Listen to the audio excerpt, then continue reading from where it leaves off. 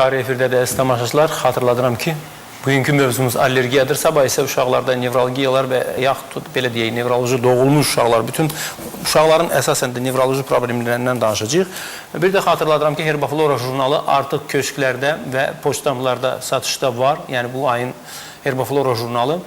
Abunə yazılın və yaxud da ki, gedin alın. O ki qaldı Herbaflora jurnalında olan bizim reseptlərimizə hər ay çarədə gedən reseptlərin ən dəyərliləri çap olunur. Qaldı ki, əgər Herbaflora jurnalını əldə etmək istəyirsəniz, çətinlik varsa 437-28-10 012-437-28-10 nömrəsinə zəng vurmaqla abunə məsələlərini həll edə bilərsiniz. Bundan başqa 3w.herbatreflora.com saytına girməklə siz çarə verilişinin təkrarına baxarsınız və yaxud da ki, Herbaflora şirkəti ilə əlaqə qurub hər hansı bir məhsul haqqında kifayət qədər məlumat ala bilərsiniz. Belə ki, Herbaflora şirkətinin məhsulları ola bilsin ki, biz danışmağımıza baxmayaraq, hələ yenə də qaranlıq nəsə qalır. Ona görə ki, çeşid çoxdur. Amma bir saat veriliş çatmır ki, bu çeşidlər haqqında biz tam sizə məlumat verək. Bizim isə telefonumuz 510-02-04 və 69-74. SMS ünvanımız açıqdır. Alo. Alo. Alo.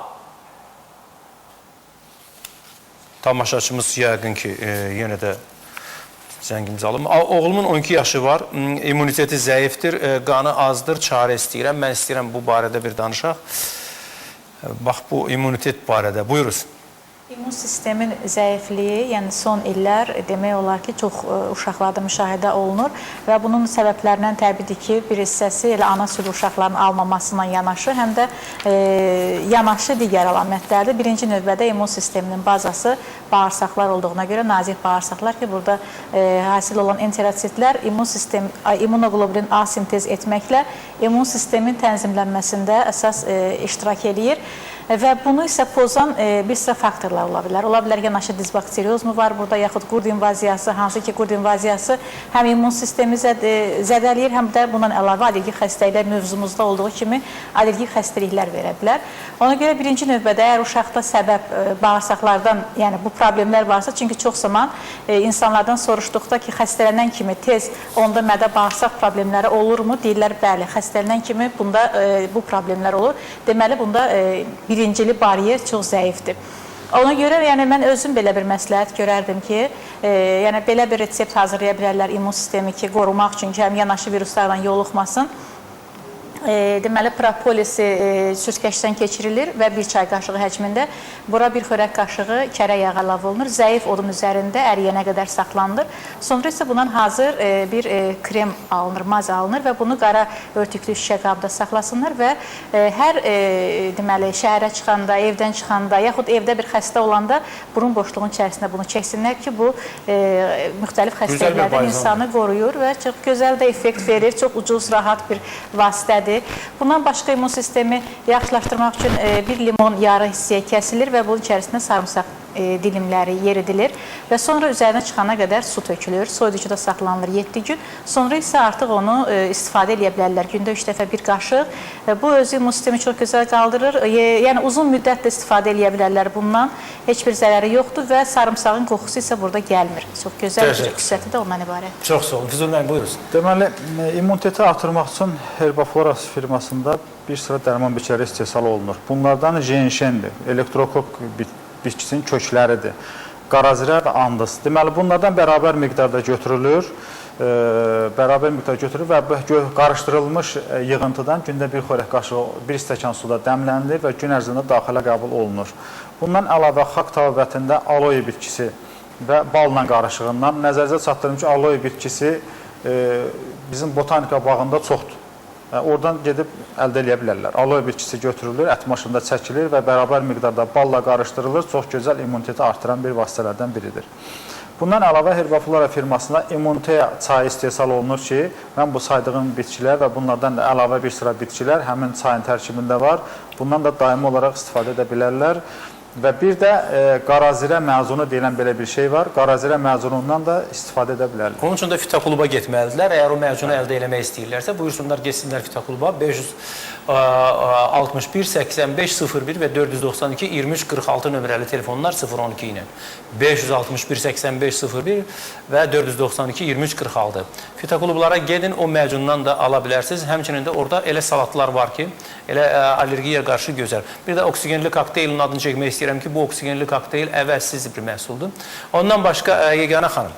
Bizim yaşıl aptekdə, bir var nastoykalar, cövhərlər Ulduz xanımın resepti ilə düzəldilib. Onların tərkibində divesil var, andız kökü, echinacea, bian kökü. Bax, onlar da çox yaxşı qaldırır immuniteti. Bir çay qaşığı gündə 2 dəfə bəhs edir. Ondan başqa da Məsləhəti xanım da dedi, propolis çox gözəl qaldırır. Mumio, elə balın özü də yaxşı immuniteti qaldıran vasitələrdən biridir. Təşəkkür edirəm. Bian demişkən yadıma düşdü bir resept istəyirəm deyim. Və biyanla bağlı çox maraqlı bir resept var. Xüsusən də bronxial tutmalarda, allergik bronxitlərdə gözəl istifadə oluna bilər. Bu belə bir şeydir. Deməli, 2 qaşıq yarım və yaxud da ki 3 qaşıq da ola bilər. Biyan kökü götürülür. 500 ml suda dəmlənir. Bu 500 ml su süzüldükdən sonra isə bura 0,5 qram əlavə olunur mumiyə. Mumiyə durulur bunda, qarışdırılır və hər gün 4 dəfə, 3 dəfə 200 qram olmaqla daxilə qəbul edir. Yeməkdən qabaq çox gözəl müalicə vasitəsidir. Yaxşı da nəticə almaq olur. Yəni kökü təbii steroiddir. Yəni çox hallarda birinci növbədə hormonal preparatlara qaçmaqdansa biyan kökündən. Çünki biyan kökü böyrəküstü vəzin funksiyasını qaldırır və təbii steroid kimi, təbii hormon kimi kömək edir. Elə bir də allergik problemlərin özündə bu çox gözəl kömək edir. Bir də şahtərə otu yaddan çıxıb, şahtərə özü çox gözəl allergiyalarda, yəni mən özüm effektini görmüşəm onun ki, xəstələrdə çox gözəl effekt verən bir təbiəti möcüzəsidir. Əslində qalanda bu şahtərə otunu qabaq istifadə edirdi, cəmaat yığıb yeyirdi. İndi ondan da istifadə edə bilirlər. Buyursunuz. Biyan haqqında mən bir balaca da məlumat verim. Deməli, biyana bizdə Azərbaycandan jenşeni deyilir. Amma mən deyərdim, həqiqətdə jenşendən də üstün bir preparatdır. Nəyə görə? Bugünkü gündə Azərbaycana jenşeni bizim firma gətirir. Bu da təxmini tələbat heç ildə 40-50 kiloqram eləmir. Amma Azərbaycandan Çinə ildə 1000 tonlarla biyan ixrac olunur. Yəni ki, onlar özləri belə biyandan çox geniş istifadə edir. Bizdən gəlib aparırlar, biz isə burada istifadə eləmirik. Biz eləyirik. Bizim firma istifadə edir. Demək olar ki, hətta mənim tanışlarımdan birinin bağında o qədər biyan kökü var ki, yalvarır ki, gəlib onu yıxsınlar. Yəni tonlarlandır. Bax, bu qədər artıq qarşısını ala bilmir, yəni çoxdur. Bizim telefonumuz 510-02-04 və 69-74 SMS ünvanımız açıqdır. Alo. Alo. Bəli. Salam aleyküm. Aleykümə salam. Ceyhundur sizi narahat edən Zəxsaladan. Buyurun, buyurun. Məndə bu ambroza ilə əlaqədar problem var, allergiya. Aha. Bunu öyrənmək istəyərdim. Bunun bir yolu varmı? Tədavisi varmı bunun? Nə ilə əlaqədar dediniz ümumiyyətlə? Ambroza bitkisidir. Bu fəsildə, bu aylarda çıxır. Avqustun əvvəlindən sentyabrın axırına kimi 2 ay ərzində bu... Aydın oldu, başa düşdüm. Təşəkkür edirəm. Bunu bilmək istəyərdim. Çox sağ olun.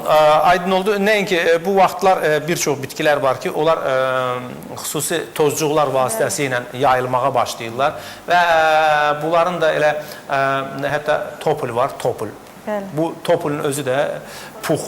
Onun ifraz edir və ətrafı basır və bundan da insanlar əziyyət çəkir. Sadəcə olaraq qorunmaq lazımdır onunla, kontaktda olmaq lazım deyil. Məsələn, allergiyalar belə bir küşnar ağacının tozlanma vaxtında allergiyalar olur. Ondan mən ona görə bayaq, hətta maska taxmaq olar, nəm maskalar taxmaq olar ki, yoluxmasınlar. Bu maskalardan istifadə edin. Bayaq Məsələhəti xanım dediyi balzamdan istifadə edin. Yəni, o balzamın özü bir... Təbəqə əmələ gətir, təbəqə əmələ gətirəcək, qoruyacaq sizi. Bundan başqa belə bir şey eləyə bilərsiniz. Məsələn, müxtəlif mentollardan, yəni onun hesab edin ki, bəzən iylərə qarşıdır. Mentolun özündən istifadə eləyə bilərsiniz. Tozlar üçün yığıntılar da var. Mən bayaqlar onu dedim, istəyirsin bir də deyim, qoy tamaşaçı özü onu alırsın, hazırlasın. Yəni, bu apteklərdə var. Qızıl çətir götürülür 5 qaşıq, dazotu götürülür 4 xörək qaşığı, qaraqınıq götürülür 3 xörək qaşığı, qatır quyruğu 2 xörək qaşığı, çoban yastığı, qarğıdalı saçağı və itburnu meyvələri bir xörək qaşığı. Yəni bu eyni zamanda bitki tozlarına qarşı da olan allergiyalarda kömək edir. Təşəkkür edirəm. Çox sağ olun.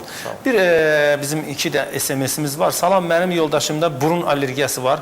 Asqırağı dayanmır, 31 yaşı var. Xahiş edirəm bir çarə deyin. İkinci bir allergiya isə deyir ki, salam, mən demək temperatur fərqi yarandıqda, hər səhər duranda, isti yataqdan qalxdıqda, normal soyuq su ilə yuyunduqda və s. allergik rini tutur, nə məsləhət görə bilərsiniz? Bax, təxminən ikisi də elə oxşar bir şeydir, yəni allergiya ilə bağlı.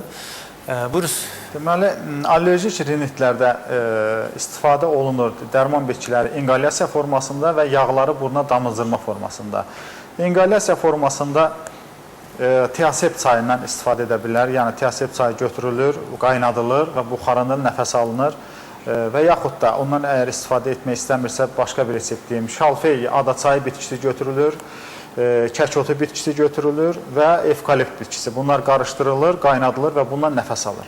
Bundan əlavə 100 milli qarazirə yağı götürülür və bunun içərisinə 1 milli evkalipt yağı tökür, qarışdırır və bu qarışıqdan gündə 3 dəfə, hər dəfə 2 damcı olmaq şərti ilə burununa tökür. Bundan əlavə xalq təbabətində də gözəl bir vasitə var. Deməli, üzərliyin toxumları götürülür, qaynadılır və bundan da nəfəs alınır. Bu da yaxşı təsir edir. Təşəkkür edirəm.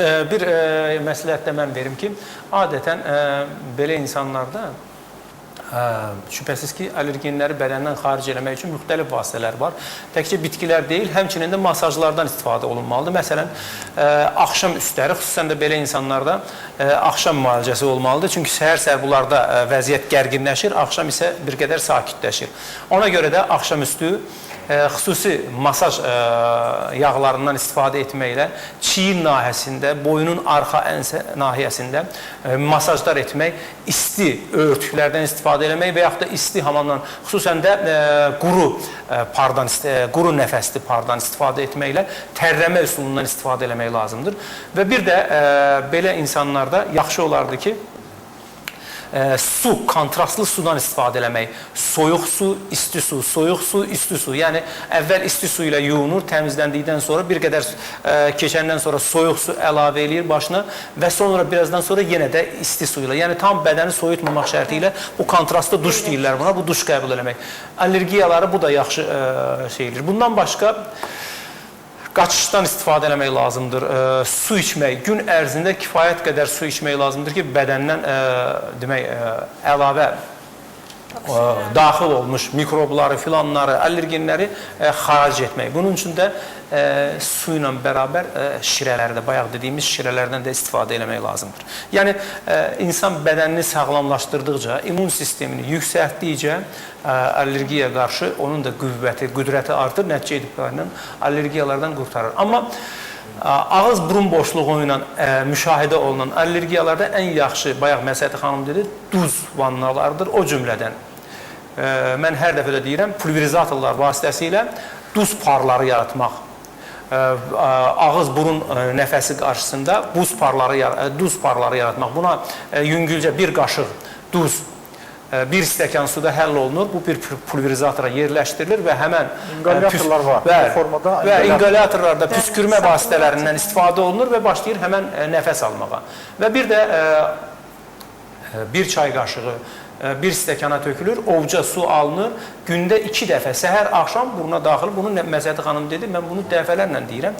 İnanın ki, bunun qədər yaxşı vasitə, ikinci bir vasitə bilmirəm. Hətta ekzemalarda, dəri allergiyalarında da duz vannaları çox gözəl kömək. Və gözün də görmə qabiliyyəti bundan artır. Dəniz duzu suyu da istifadə olunur.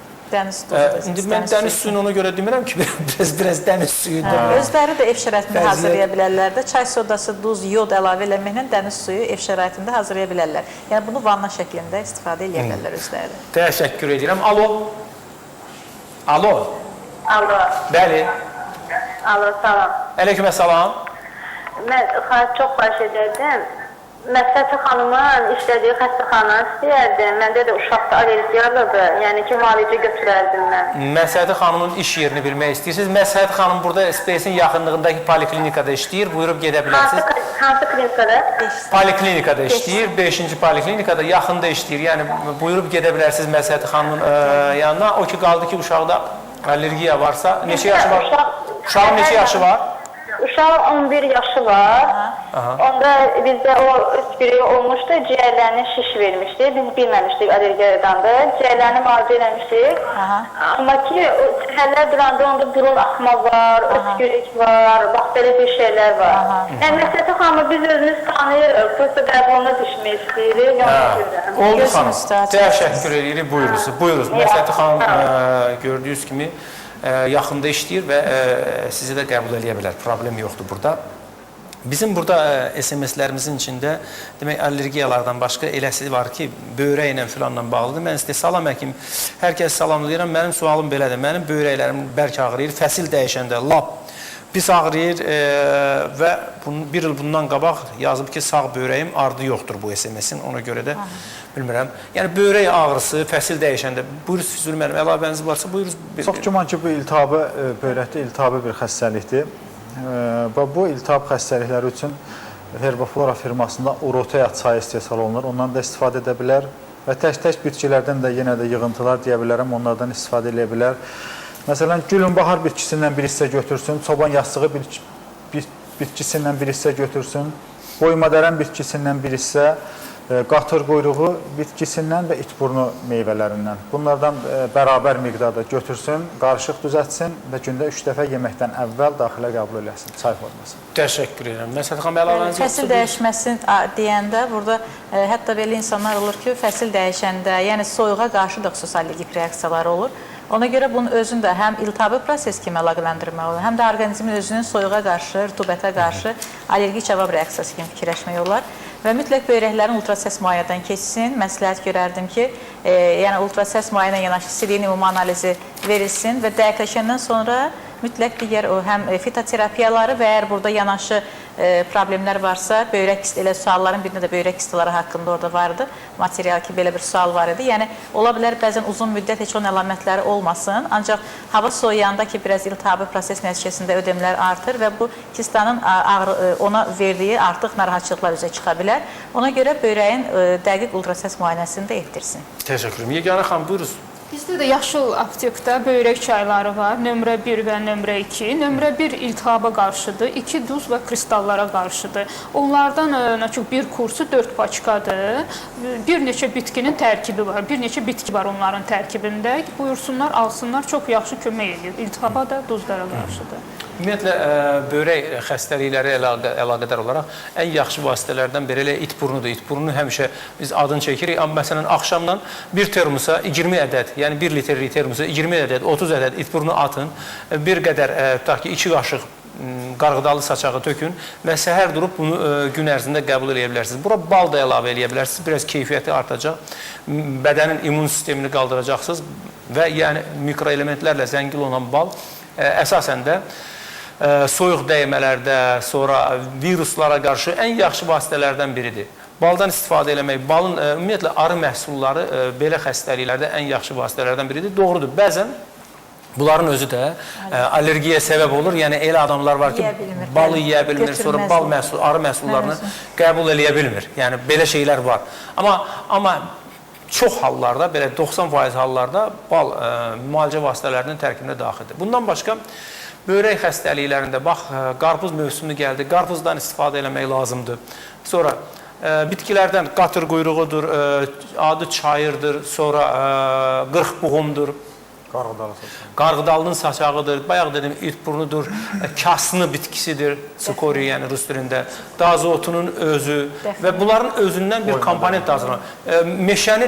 Meşə çiyələyi ən yaxşı, həm kökü, həm gövdəsi, həm bütün... Çiyələn bizdə var, o istehsal olunur. Hər şeydə, yəni çiyələyin yarpaqları. Çox gözəl. Herbaflora şirkətində bax, çiyələyin yarpaqları da var, kökü də var, meyvələri də var. Bundan istifadə edin. Çünki çiyələk qədər, meşə çiyələyi qədər ikinci bir böbrək xəstəliklərində müalicə vasitəsi yoxdur.